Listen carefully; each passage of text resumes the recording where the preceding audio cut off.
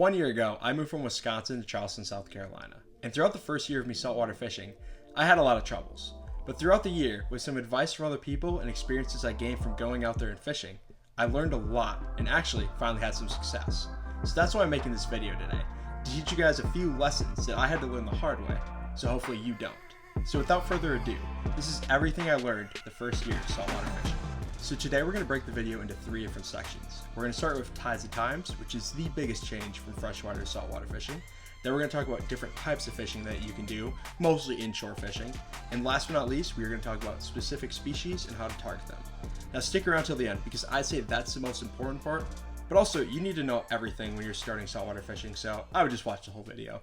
So without further ado, we're going to start with section 1. Tides and times. So as I mentioned, trying to learn tides is one of the biggest differences between freshwater and saltwater fishing.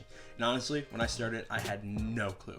But what I initially heard is that a moving tide is always better, falling or rising. But what I learned is that's not exactly always true. The most success I've had is with low tide. Normally not slack tide, but 2 hours before to 2 hours after. Now, especially when you're targeting smaller creeks in the fall and spring, when the water isn't too warm, this is a great spot to find redfish. Now in the summer, it's a little tougher because that hot sun really bakes that shallow water, but spring and fall, it's absolutely money. Now, not to say falling and rising tides aren't good, but each tide has its purpose. Like if I'm throwing something on the bottom, that's great for a falling and rising tide, but if I'm using more of a swim bait, I like smaller tides because then the fish are more concentrated and it works a little better. For higher tides, normally that's a little harder to fish, but the best thing for high tides is if you find a flood tide. Now flood tides mainly happen in the summer months, but it's when the tide is higher than normal. So instead of like a 5'5" tide, you get like a 6-foot tide. In this tides, you can go in the flood grass, and if you can find a nice sandy flat right off the flood grass, you can find a ton of reds, and they are so fun to target, especially if they're tailing.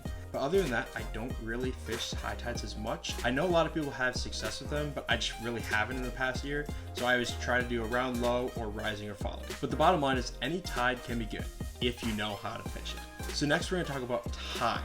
Now timing is a huge thing when it comes to inshore fishing, especially in the summer months.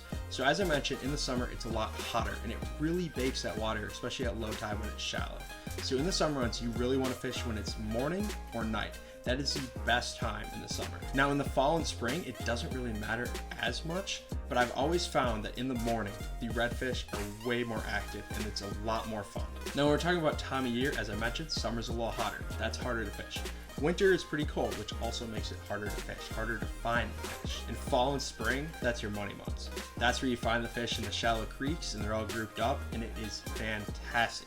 So that is the best time of year to fish from what I've found so far. Also, if there's something I'm missing or something I'm completely wrong on, drop it in the comment below because obviously I'm still learning, so I don't know everything yet, and that would be really helpful. So next we're going to move on to section 2, which is type of fishing. In this section, we're going to start off with land fishing and go all the way to boat fishing and try to hit everything in between.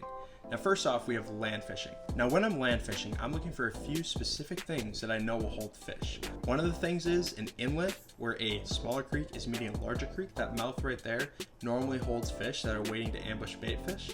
You can also look for structure, rocks, or anything like that. That always seems to hold fish.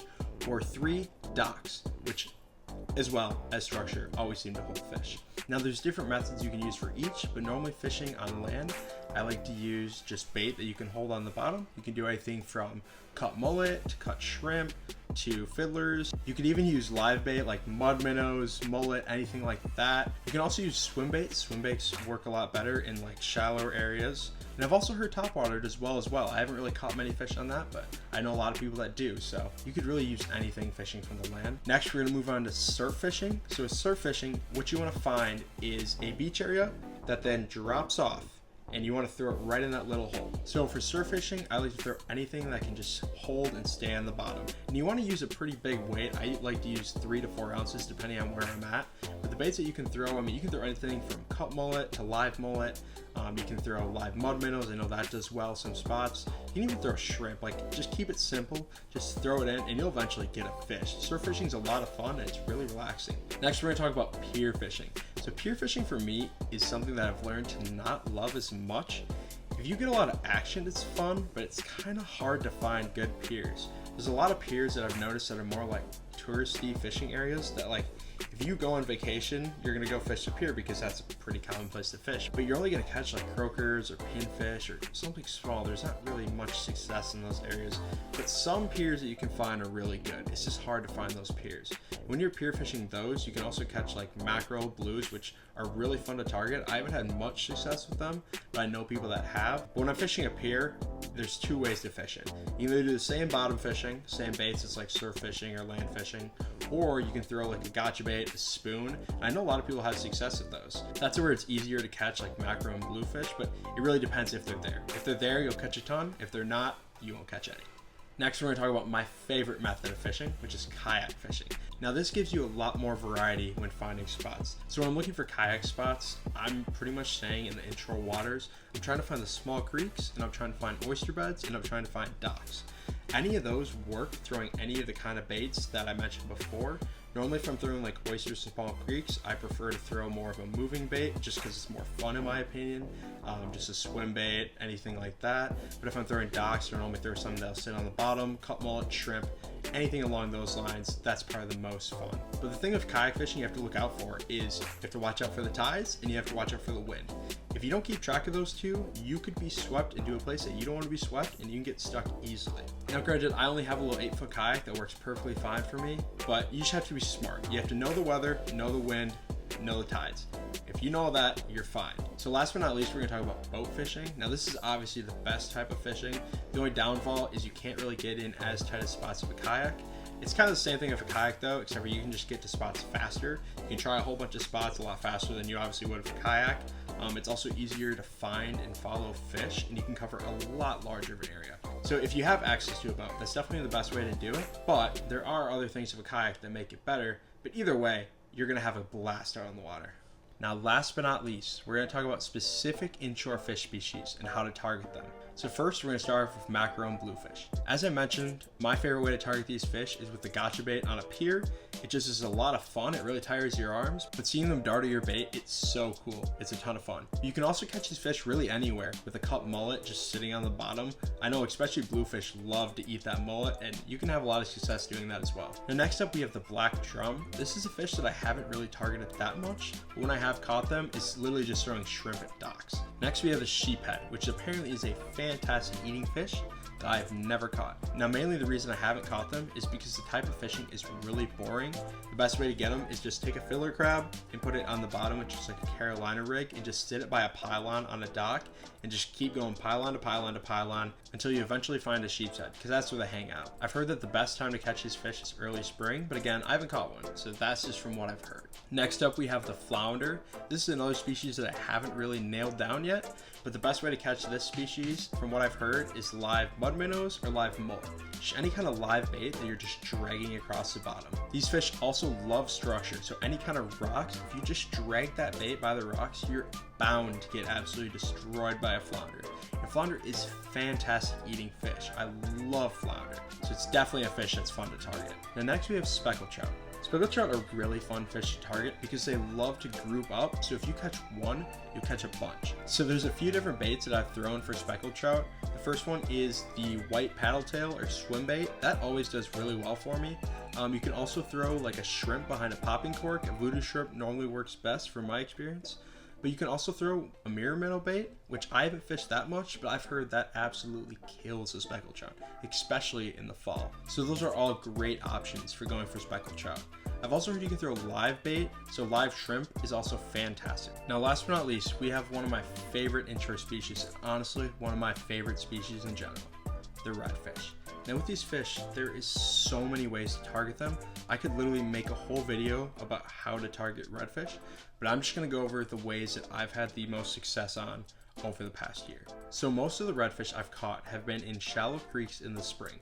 I get there about 2 hours before low tide, and I'm throwing normally a white paddle tail or split tail or an electric chicken paddle tail or split tail.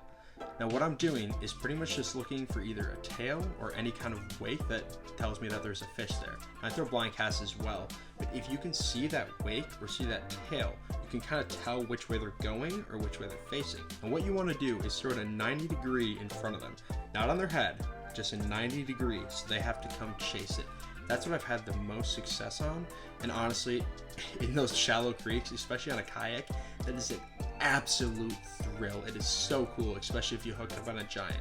Now, another way to target redfish is at a shallow flat at low tide. And normally you need a boat for this, but you can also use a kayak. And in this, you're looking for the big groups of redfish, and you'll see them. You'll see them waking through the water, and you can easily tell that they're there.